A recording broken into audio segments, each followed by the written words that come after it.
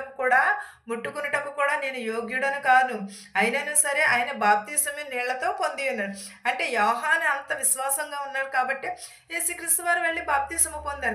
పొందగానే యేసుక్రీస్తు వారి మీదకి ఏమి వచ్చినది? పరిశుద్ధాత్మ వచ్చి ఉన్నది. పావురము రూపంలో పరిశుద్ధాత్మ వచ్చి ఆయనను రక్షించెను. పరిశుద్ధాత్మ కలిగి వారు నిత్యమును కూడా ఉన్నారు. మనం బాప్తీసం ఎందుకంటే దేవుని మార్గంలో నడుచుకున్నటకు ఒక చిన్న మార్గము. ఆ మార్గమును మనం ఎన్నుకుని మనం బాప్తీసం పొందామనుకో, అయ్యో తిట్టకూడదు ఎవరిని ఏమనకూడదని ఈ రకంగా అయినా సరే మనము మారు మనసు కలుగుతుంది కదా. ఈ రకంగా అయినా సరే మన ప్రవర్తనను మార్చుకుంటాం కదా. మనం ఎప్పుడూ కూడా మన తోటి వారితో సహవాసము కలిగి ఉండాలి. మన తోటి వారిని ప్రేమించకుండా మనము బాప్తీసం తీసుకోకూడదు. మన తోటి వారితో సమాధానము పడకుండా బాప్తీసం కానీ సంస్కారం కానీ మనము తీసుకోకూడదు.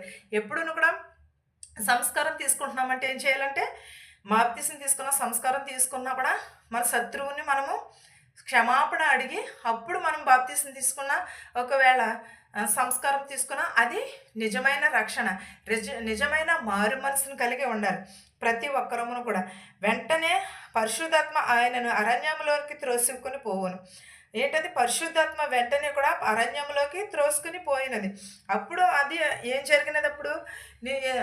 అప్పుడు యేసుక్రీస్తు వారు వచ్చిన వెంటనే పరిశుద్ధాత్మ పావురము వలె వాళ్ళగా ఆయన అరణ్యంలోనికి వెళ్ళిపోయారు. బాప్తీసం తీసుకుని అక్కడ పరిచర్య చేయుటకి అరణ్యంలోనికి వెళ్ళారు.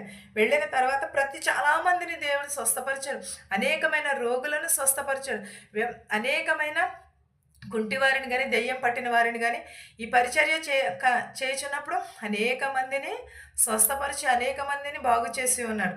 ఎప్పుడూ కూడా మనం ఏం కలిగి ఉండాలంటే మారు మనసును కలిగి ఉండాలి. మారు మనసు అంటే దేవునితో సహవాసం చేయుట. మారు మనసు అంటే